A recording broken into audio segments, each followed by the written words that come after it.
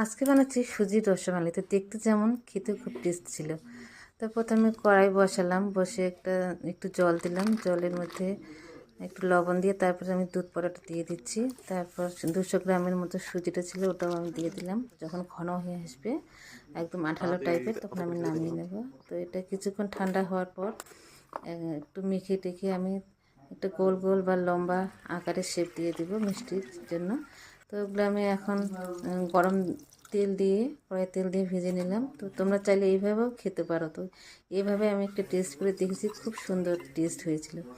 তো প্রথমে এবার আমি কড়াইয়ের মধ্যে 2টো এলাচ দিয়ে দিলাম, তারপর পাটারি গুড় দিয়ে দিলাম।